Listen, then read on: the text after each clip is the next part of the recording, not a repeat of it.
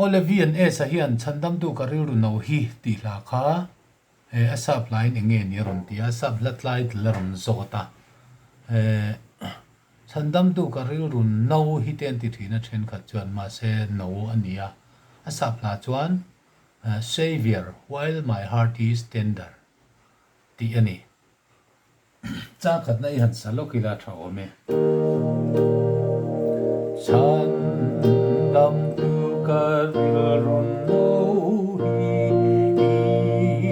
ne na pekatu ka chak na jong hi phal takin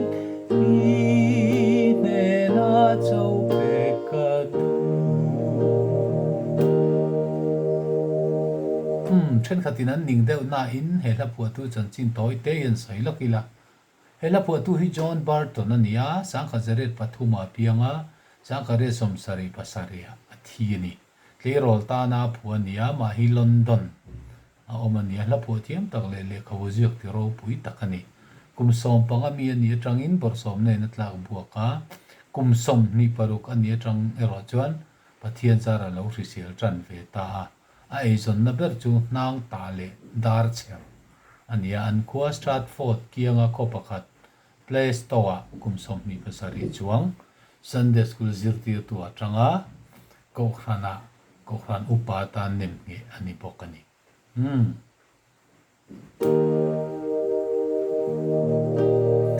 Chhandamtu ka rilru no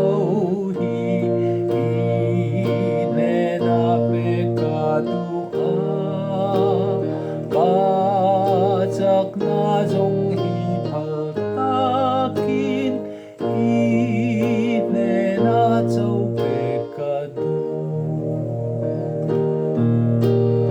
olal pa isu min shwai la ka tleirol thin lung nei ro tir ko rin ong in siam la ngai in min thun khat ro lal pa itu amin tir la ka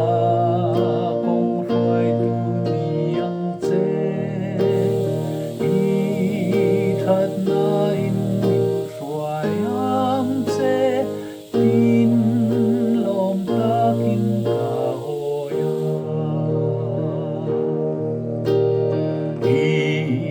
du ang chu min ti tir la du zong dang ka ti lo na min zua emo min ruai emo ka nun hi ta ni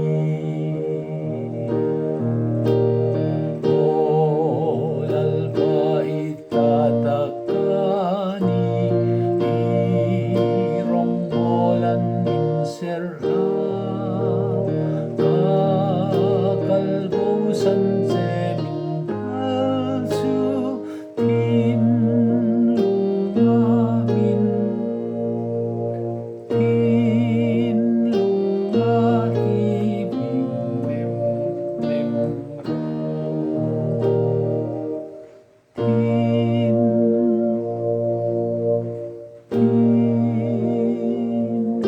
lunga hi bing nem